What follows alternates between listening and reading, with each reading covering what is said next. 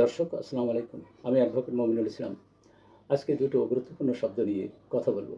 শব্দ দুটো চেতনার শব্দ। সেটা হলো একটা হলো জয় বাংলা, আরেকটা হলো রাজাকার। আপনারা সকলে অবহিত আছেন যে এই শব্দ দুটোর উৎপত্তি সম্পর্কে। তবু একটু বলি রাজাকার শব্দটি কোথা থেকে উদ্ভব হয়েছে বাংলাদেশে। রাজাকার শব্দটির উদ্ভব হয়েছে 1971 সালে, যখন স্বাধীনতা যুদ্ধ চলমান ছিল। তখন পাকিস্তানি বাহিনী তাদের সহযোগিতার জন্য একটি সহযোগী বাহিনী গড়ে তোলে। সেই বাহিনীটির নাম ছিল রাজাকার। সেই থেকে রাজাকারটি আমাদের দেশে বিশ্বাসঘাতক, রাষ্ট্রীয় সম্পদের অপব্যবহারকারী, মানুষের হত্যাকারী, নির্যাতনকারী এবং ঘৃণিত একটি শব্দ হিসাবে ব্যবহার করে আসছে বিশেষত আওয়ামী লীগ। জামাতকে চাপে ফেলার জন্য, জামাতকে অপরাধী বোধ জাগ্রত করার জন্য, জনগণের ভিতরে জামাতের ব্যাপারে যাতে বিপরীত ধারণা জন্ম নেয়, তারা বিশ্বাসঘাতক, সেটাকে চিত্রিত করার জন্য তারা বলছে। এবং সাথে সাথে জয় বাংলা কি? জয় বাংলা 1971 সালে 7ই মার্চ শেখ মুজিবুর রহমান একটি ভাষণ দিয়েছিলেন, যাকে ঐতিহাসিক ভাষণ বলা হয়। এই ভাষণের সময় শেষে তিনি দুটি শব্দ ব্যবহার করেছিলেন। একটি হলো জয় বাংলা, আরেকটি হলো জয় পাকিস্তান। আওয়ামী লীগ বিজয়ের পরে তখন এই ঐতিহাসিক ঘটনাকে বারবার মানুষের মনে, মানুষের মানুষের মধ্যে তাদের চেতনা জাগ্রত করার জন্য এই শব্দটি ব্যবহার করেছেন আংশিক। সেটা জয় বাংলা শব্দটি ব্যবহার করেছেন, কিন্তু বাদ দিয়েছেন কোনটা বলেন? বাদ দিয়েছে হলো জয় পাকিস্তানকে। জয় পাকিস্তান তার মানে শেখ মুজিবের শেখ মুজিব স্বাধীনতা চাননি, তিনি চেয়েছিলেন পাকিস্তানের প্রধানমন্ত্রী হতে। এই জন্যে বাংলাদেশ জয় বাংলা এবং জয় পাকিস্তান বলেছিলেন। কিন্তু আওয়ামী লীগ পরবর্তীতে 71 সালে বাংলাদেশের বিজয়ের পর তারা এই শব্দটিকে বহুমাত্রিকভাবে ব্যবহার করেছেন, জয় বাংলাকে, এবং রাষ্ট্রের সর্বক্ষেত্রে তারা এটাকে ব্যবহার করেছেন। কোনো ভাষণ দেওয়ার পরে শেষে তারা জয় বাংলা বলেছেন, কোনো স্লোগান উচ্চারিত হলে জয় বাংলা বলেছেন, কোনো অনুষ্ঠানে জয় বাংলা ছাড়া হয়নি। আমরা যেমন মুসলমানরা ভালো শব্দ শুনলে আলহামদুলিল্লাহ বলি, কোনো কাজ শুরু করার আগে আমরা বিসমিল্লাহির রহমানির রহমান বলি, বিসমিল্লাহির রহমানির রহিম বলি। আওয়ামী লীগ এরকম কোনো কাজ শুরুর আগে জয় বাংলা এবং শেষে জয় বাংলা বলতো। এই চেতনা দুটি, একটি জয় বাংলা চেতনাটি স্বাধীনতার সার্বভৌমত্ব, জাতীয় মর্যাদা, আওয়ামী লীগের মর্যাদা, মানে বাংলাদেশ বলতে জয় বোঝানো হতো, জয় বাংলা বোঝানো হতো, এমন পর্যায়ে তারা নিয়ে গিয়েছিলেন। পরবর্তীকালে কি হলো?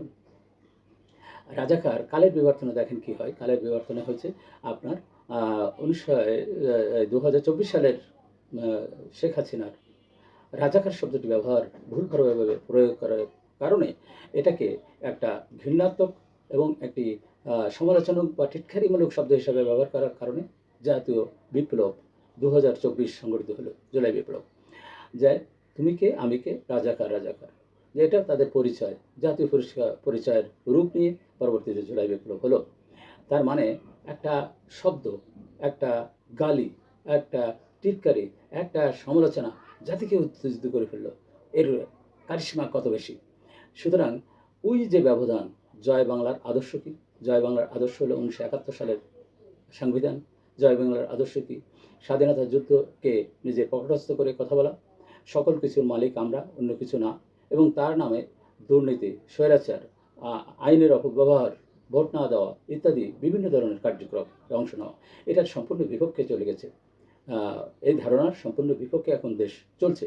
সুতরাং আমরা এই অপ্রাসঙ্গিক কথাকে এখন আমরা প্রাসঙ্গিক কথায় রূপান্তরিত করছি, যেটা ইতিহাসে বিচারে যেটা অপ্রাসঙ্গিক হয়ে পড়ছে। জয় বাংলা অপ্রাসঙ্গিক হয়েছে।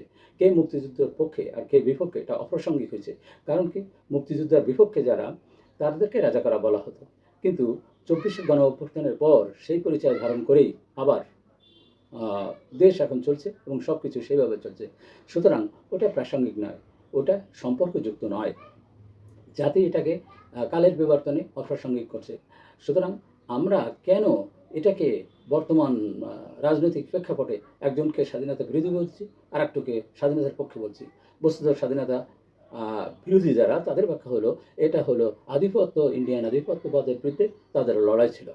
সুতরাং এটাই প্রতিষ্ঠিত হয়েছে এখন কার্যক্রমের মাধ্যমে, জুলাই বিপ্লবের মাধ্যমে।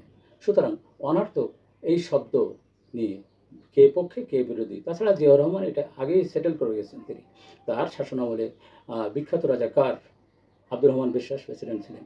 তারপরে আরও অনেকেই পুনর্বাসিত হয়েছেন। সুতরাং তিনি এই ধারণার বিপক্ষে ছিলেন।